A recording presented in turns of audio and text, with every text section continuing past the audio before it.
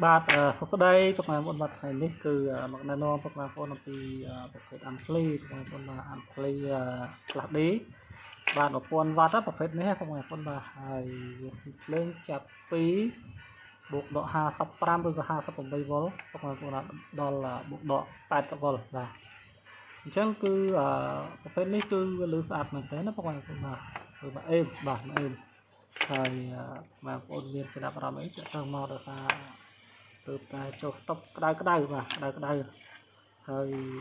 តម្លៃគឺលក់ជូនពិសេសបងប្អូនពិសេសលើពិសេសបាទហើយ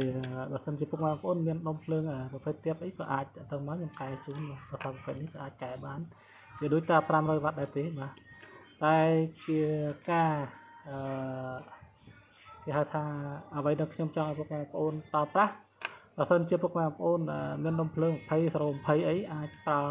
500 វ៉ាត់បាទ500 វ៉ាត់ដោយសារប្រភេទ1000 វ៉ាត់នេះតម្លៃវាគឺថ្លៃជាង500 វ៉ាត់គុណនឹង2លើសបាទមានន័យថាទិញ500 វ៉ាត់ពីផ្ទះហើយទិញអានេះអត់ទាន់បានទេពុកម៉ែបងប្អូនបាទដោយសារអីមិនដឹងយ៉ាងម៉េចដែរដោយសាររោងចក្រគាត់រៀបមកថ្លៃអញ្ចឹងពុកម៉ែបងប្អូនបាទ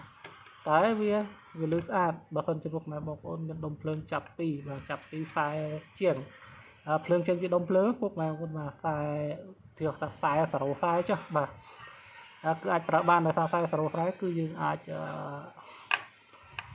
ឆ្លងកាត់កង់ដងទៅវាបានអាចជិតដល់ហាយអញ្ចឹងពុកម៉ែបងប្អូនបាទហើយយើងដាក់កង់ដងច្រើនទៅប្រើបានបាទប្រើបានហ្នឹងហើយអីទេ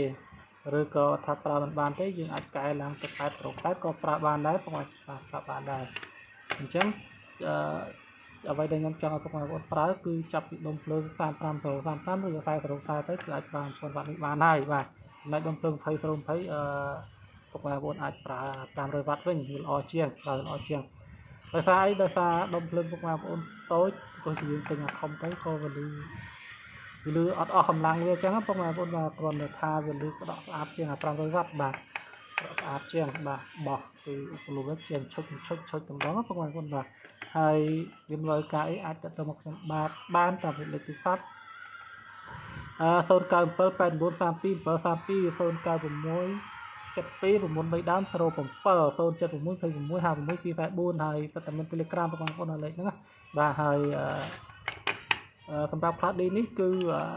តម្លៃពិសេសដល់តែខ្ញុំទៅយកមកបាទទៅយកមកនេះ1000 វ៉ាត់ពេញបងប្អូន1000 វ៉ាត់ពេញទីភ្លើងចាប់ពីបូកដក55ឬក៏58 វ៉ុលដល់80 វ៉ុលជាងដល់85 វ៉ុលអីចឹងណាបងប្អូនបាទតែ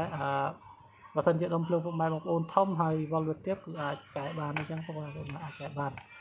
អាចតាំងមកខ្ញុំតាមរយៈលេខទូរស័ព្ទខាងលើហ្នឹងគឺយើងសិក្សាយោបល់គ្នាទៅវិញទៅមក